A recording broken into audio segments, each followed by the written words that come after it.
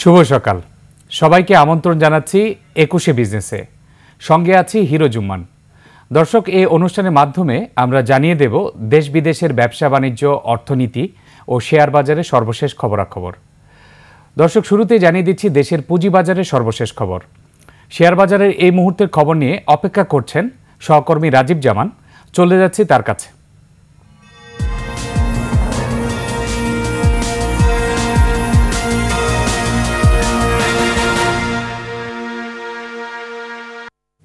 আপনাকে অনেক ধন্যবাদ। জানিয়ে দিচ্ছি দিনের শুরু ঢাকা স্টক এক্সচেঞ্জ লেনদেন আধ ঘন্টা শুরুর পরের খবরাখবর। হিরো, আমরা গতকাল যেমনটা দেখেছিলাম যে আসলে পুঁজিবাজারে গতকাল আমরা দিনের শেষে লেনদেন দেখেছিলাম 500 কোটি টাকার কিছুটা বেশি, এবং তার সাথে কিন্তু সূচকের মোটামুটি ভালোই একটা নিম্নমুখী প্রবণতা ছিল, প্রায় 57 পয়েন্ট মাইনাস হয়ে গিয়েছিল। তারই ধারাবাহিকতায় একই রকম চিত্র নিয়ে কিন্তু আজকেও লেনদেন শুরু হয়েছে ঢাকা স্টক এক্সচেঞ্জে। আমরা দিনের শুরুতেই দেখতে পাচ্ছি ডিসির প্রধান যে ইন্ডেক্সটি রয়েছে সেটি প্রায় 10 পয়েন্টের মতো কমে গিয়ে 5232 পয়েন্ট অবস্থান করছে। এছাড়া লেনদেন প্রতিষ্ঠান বা মিউচুয়াল ফান্ড ইউনিটগুলোর মধ্যে ঢাকা স্টক এক্সচেঞ্জে বেশিরভাগেরই এখন পর্যন্ত আমরা দেখতে পাচ্ছি, যদিও দর বেড়ে লেনদেন হচ্ছে, এখন পর্যন্ত দর বেড়েছে 148টির, দর কমার সংখ্যা 112টির, অর্থাৎ অনেকটা কাছাকাছি রয়েছে। এবং সেই সাথে 61টির প্রতিষ্ঠানের শেয়ারের লেনদেন অপরিবর্তিত অবস্থায় থেকে লেনদেন হচ্ছে। এবং এখন প্রথম আধ ঘন্টায় যেটা আমরা দেখছি গতকালের অনেকটা কাছাকাছি ধারাবাহিকতায় বলা যায় লেনদেনের গতিটি যদি আমরা বিশ্লেষণ করি, সেখানে এখন পর্যন্ত 55 কোটি টাকার মতো লেনদেন ছাড়িয়ে গিয়েছে ঢাকা স্টক এক্সচেঞ্জে। এছাড়া দিনের শুরুতেই টপ রেটের তালিকা যদি দেখি, অর্থাৎ লেনদেনের শীর্ষে যে প্রতিষ্ঠানগুলো উঠে এসেছে সবচেয়ে বেশি লেনদেন হয়ে, তার মধ্যে আজকে কিছুটা পরিবর্তন আমরা দেখতে পাচ্ছি। জুরি স্পিনার্স প্রথম স্থানটি দখল করে রেখেছে। এরপরে আমরা দেখতে পাচ্ছি যে আমরা টপ রেটের তালিকায় প্রথম স্থানটিতে দেখতে পাচ্ছি আইসিবি উঠে এসেছে, তারপর রয়েছে বিচ হ্যাচারি, এরপরে রয়েছে সোনালী আশ, অগ্নি সিস্টেম লিমিটেড, এছাড়া রয়েছে ফেকডিল, Emerald Oil, Fine Foods Limited, Orion Infusion, এছাড়া Islami bank, Bangladesh shipping corporation, এগুলোকে দেখা যাচ্ছে লেনদেনের শীর্ষে তালিকায় উঠে এসছে আজকে ঢাকা স্টক এক্সচেঞ্জে লেনদেনে। সেই সাথে আমরা যদি দিনের শুরুতেই শতাংশ হিসেবে মূল্য বৃদ্ধির তালিকা দেখি, অর্থাৎ এই মুহূর্তে শতাংশ হিসেবে সবচেয়ে বেশি দর বেড়ে লেনদেন হচ্ছে যে প্রতিষ্ঠানগুলোর শেয়ার, তার মধ্যে আমরা দেখতে পাচ্ছি জুটি স্পিনার্স প্রায় 8.5% মতো দর বেড়ে লেনদেন হতে দেখা যাচ্ছে। তারপর রয়েছে যথাক্রমে ইনটেক, RSRM স্টিল, রয়েছে ICB second NLP mutual fund, রয়েছে ফনিক্স ফাইন্যান্স, এছাড়া আছে মীর আক্তার, এছাড়া ইবিএল ফার্স্ট মিউচুয়াল ফান্ডের পাশাপাশি আছে Aziz Pipes, Dhaka Dyeing, ICB এবং ন্যাশনাল ফিড মিল লিমিটেড, এগুলোকে দেখা যাচ্ছে শতাংশ হিসেবে মূল্য বৃদ্ধির তালিকায় আজকে ঢাকা স্টক এক্সচেঞ্জে। ঠিক এর বিপরীত চিত্র, অর্থাৎ যেগুলো সবচেয়ে বেশি দর হারিয়েছে তার মধ্যে আছে PTL, Rangpur Foundry, BD Thai, Progressive Life, স্পেসিরামিক, গ্লোবাল ইন্স্যুরেন্স, ব্যাট বিসি। তো হিরো অনেকটাই নিম্নমুখী প্রবণতা নিয়ে দিনের লেনদেন শুরু হয়েছে, দেখা যাক কি গিয়ে দাঁড়ায় অবস্থান। তো এই ছিল দিন শুরু ঢাকা স্টক এক্সচেঞ্জের লেনদেনের খবরাখবর। রাজীব জামান, আপনাকে ধন্যবাদ। এবার এশিয়ার প্রধান শেয়ার বাজারের খবর। সূচকের নিম্নমুখী প্রবণতা দেখা যাচ্ছে এশিয়ার বেশিরভাগ পুঁজিবাজারে। জাপানি শেয়ার বাজার নিকি সূচক 172 পয়েন্ট কমে দাঁড়িয়েছে 38,242 পয়েন্টে। কমেছে হংকংয়ের শেয়ার বাজার হ্যাংসেংয়ের সূচক 46 পয়েন্ট কমে অবস্থান করছে 19,617 পয়েন্টে। কমেছে সিঙ্গাপুর এসটিআই সূচক, এটি 11 পয়েন্ট কমে অবস্থান করছে 3,746 পয়েন্টে। চীনের শেয়ার বাজারে সাংহাই কম্পোজিট ইন্ডেক্স অবস্থান করছে 3,343 পয়েন্টে, যা আগের দিনের চেয়ে 2 পয়েন্ট কম। বোম্বে সেন্সেক্স 30 ইন্ডেক্সকে দেখা যাচ্ছে ঊর্ধ্বমুখী প্রবণতায়। সেন্সেক্সের সূচক 239 পয়েন্ট বেড়ে অবস্থান করছে 77,578 পয়েন্টে। বেড়েছে থাইল্যান্ডের থাই স্টক এক্সচেঞ্জের সূচক, এটি 7 পয়েন্ট বেড়ে অবস্থান করছে 1,460 পয়েন্টে। এবার দেশ বিদেশের ব্যবসা বাণিজ্য ও অর্থনীতির আরও কিছু সংবাদ।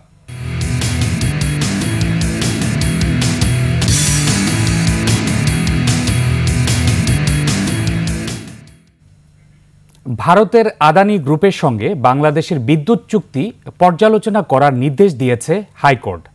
বিদ্যুৎ চুক্তি কেন পুনর্বিবেচনা করা হবে না জানতে চেয়ে রুল জারি করেছে হাইকোর্ট। বিদ্যুৎ ক্রয় চুক্তির বিষয়ে বিস্তারিত প্রতিবেদন দিতে আন্তর্জাতিক জ্বালানি ও আইন বিশেষজ্ঞদের সমন্বয়ে উচ্চ ক্ষমতাসম্পন্ন একটি অনুসন্ধান কমিটি গঠন করার নির্দেশ দেওয়া হয়েছে। বিস্তারিত শাকেরা আরজুর রিপোর্টে। गोड्डा जिले में स्थापित 2017 সালের 5 নভেম্বর ভারতের ঝাড়খণ্ডে আদানি পাওয়ার লিমিটেডের 1600 মেগাওয়াট বিদ্যুৎ কেন্দ্র থেকে বাংলাদেশে প্রায় 1500 মেগাওয়াট বিদ্যুৎ আমদানি করবে এমন চুক্তি হয় ভারতের অন্যতম বৃহৎ কোম্পানি আদানি গ্রুপের সঙ্গে। कम से कम प्रदूषण के लिए বিদ্যুৎ ক্রয় চুক্তি নিয়ে ব্যাপক বিতর্ক আর সমালোচনার মধ্যেই পরীক্ষামূলকভাবে বাংলাদেশে আদানির বিদ্যুৎ আমদানি শুরু হয়। আদানি চুক্তি বিরোধিতাকারীরা বলছেন 25 বছর মেয়াদী এ চুক্তির মাধ্যমে মুনাফা বৃদ্ধির বিশেষ সুযোগ নিয়েছে ভারতীয় কোম্পানিটি। শুধু বাংলাদেশে নয়, ভারতের পার্লামেন্টেও এ নিয়ে সমালোচনার মুখে পড়েন মোদি সরকার। মূল্য নির্ধারণে আদানি গ্রুপের বিরুদ্ধে বিশাল অভিযোগ আছে, তো আমরাও যে আমাদের সাথেও যে এই জিনিস হচ্ছে কি হচ্ছে না এটা তো আমরা বলতে পারছি না। দেশের স্বার্থ খেয়াল না করে এমন চুক্তি করায় হাইকোর্টে রিট করেন আইনজীবী কাইয়ুম। মঙ্গলবার যার শুনানিতে রিটকারী বলেন, এই চুক্তিটি একেবারেই দেশের স্বার্থ বিরোধী। এটি পুনর্বিবেচনা না করলে 25 বছর বাংলাদেশকে বোঝা টানতে হবে। পরে হাইকোর্ট এই চুক্তি পুনর্বিবেচনা কেন করা হবে না তা জানতে রুল জারির পাশাপাশি উচ্চ ক্ষমতা সম্পন্ন কমিটি গঠনের নির্দেশ দেন। সেইখানের মধ্যে জ্বালানি বিশেষজ্ঞ থাকবেন আন্তর্জাতিক খ্যাতিসম্পন্ন, এবং আন্তর্জাতিক খ্যাতিসম্পন্ন আইন বিশেষজ্ঞ থাকবেন যারা এই চুক্তিটির সব টার্মস অ্যান্ড কন্ডিশনস আমাদের দেশের স্বার্থ পরিপন্থী কী কী আছে সেইগুলো বিশ্লেষণ করে আদালতের কাছে 2 মাসের মধ্যে একটা রিপোর্ট জমা দিবেন। সবার আগে দেশের স্বার্থ মন্তব্য করে হাইকোর্ট চুক্তির সময় দর কষাকষি হয়েছে কিনা সব নথি হাইকোর্টে দাখিলের নির্দেশ দেন। সেই সাথে পুরো চুক্তি অনুসন্ধানেরও নির্দেশ দেন। এই চুক্তিটার সিগনেচারের পূর্বে আদানি গ্রুপের সাথে যে দর কষাকষি হয়েছিল সেই দর কষাকষি সংক্রান্ত যত মিনিট আছে এবং যত আপনার তথ্য উপাত্ত আছে, ডকুমেন্টস আছে, সেইগুলো 1 মাসের মধ্যে আদালতের সামনে উপস্থাপনের জন্য নির্দেশ দিয়েছেন। সব প্রতিবেদন আসলে আগামী 25 ফেব্রুয়ারি হাইকোর্ট পরবর্তী আদেশ দেবেন। তবে আইনি ভিত্তি না থাকায় এদিন আদানির কোনো আইনজীবী হাইকোর্টে আসেননি। শাকেরা আরজু, 21 টেলিভিশন, ঢাকা। লাগামহীন অনিয়ম দুর্নীতিতে দেশের আর্থিক খাত ভয়াবহ চ্যালেঞ্জের মুখে পড়েছে বলে মন্তব্য করেছেন অর্থ উপদেষ্টা সালেউদ্দিন আহমেদ। এই মুহূর্তে রাজস্ব না বাড়ালে উন্নয়ন কর্মকাণ্ড বাধাগ্রস্ত হবে বলে মনে করেন তিনি। তবে আশার কথা শোনালেন আর্থিক খাতকে।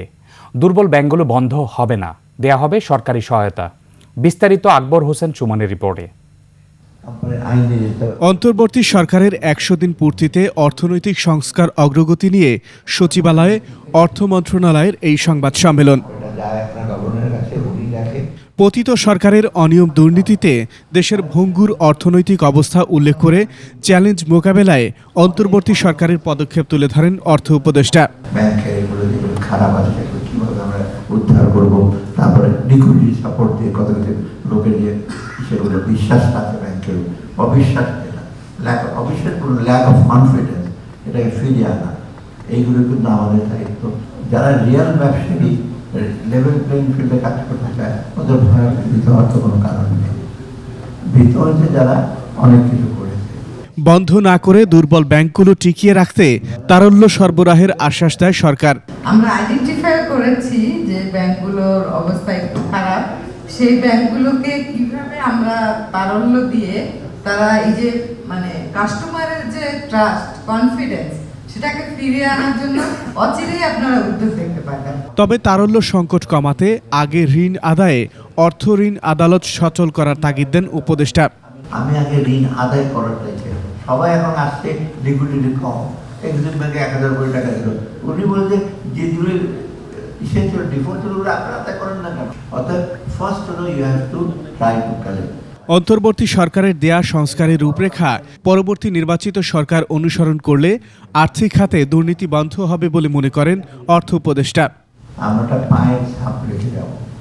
আকবর হোসেন সুমন, 21 টেলিভিশন, ঢাকা।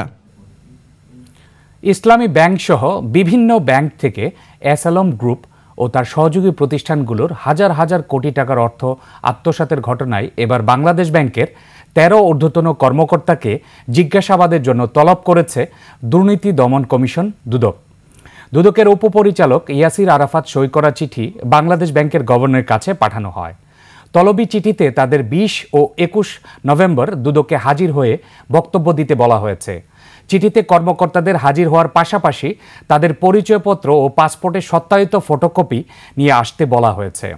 এছাড়া চিঠিতে ইসলামী ব্যাংক বাংলাদেশের চাকতাই শাখার গ্রাহক messrs Murad enterprise, jubilee road শাখার গ্রাহক ইউনাইটেড সুগার ট্রেডার্স, খাতুনগঞ্জ শাখার গ্রাহক সেঞ্চুরি ফুড প্রোডাক্টস নামীয় ঋণ পরিদর্শন ও মনিটরিং সংক্রান্তে কর্মকর্তার ভূমিকার বিষয়ের বিস্তারিত তথ্যসহ হাজির হতে বলা হয়েছে। অভিযোগ রয়েছে বাংলাদেশ ব্যাংকের এসব কর্মকর্তার সহায়তায় এস আলম ঋণের নামে অর্থ লুটপাট করেন।